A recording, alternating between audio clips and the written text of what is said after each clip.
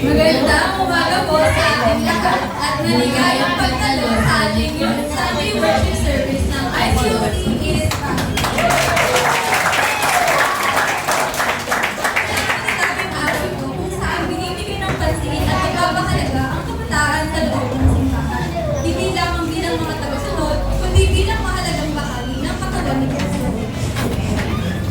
Buksan po natin ang ating banal na kasulatan sa 1 Timothy 4 verse 12. Don't let anyone look down on you because you are young, but set an example for the believers in speech, in conduct, in love, in faith, and in purity. Ang unang Timoteo chapter 4 verse 12 ay bahagi ng unang sulat ni Apostol Pablo kay Timoteo, isa sa kanyang pinakamalapit na disipulo at katuwang sa pagpapalaganap ng Ebanghelyo. Ang kabataan ay hindi lamang kinabukasan ng simbahan, sila ay kasalukuyan din. Tinawag tayong lahat, anuman ang ating edad, upang maging ilaw ng mundo at asin ng lupa.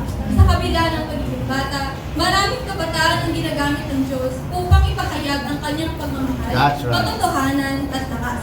Sa kabataan ni Timoteo, ginamit siya ni Apostol Pablo upang maglingkod, magturo at mangaral. Katulad ni Timoteo, tinatawag din ang ating mga kabataan ngayon na tumayo sa pananampalataya, maging matatag at maging inspirasyon sa lahat ng Kristiyano. Ang tunay na sukatan ng spiritual maturity ay hindi edad, kundi puso bukas ng Panginoon at buhay na nagpapasakop sa kanyang kalooban. Muli, welcome sa ating Sunday worship service ng ICOC is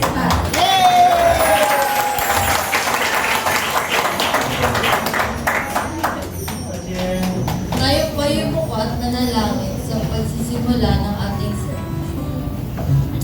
Our Father in Heaven, thank you po sa bagong araw ito na inyong ipinagkaloob.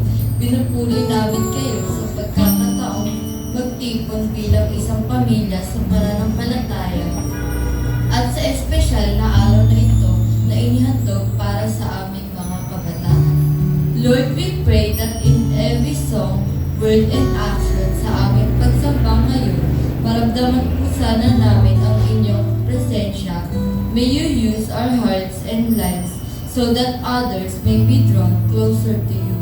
Strengthen our faith, make our conviction firm, and fill us with love that comes from you.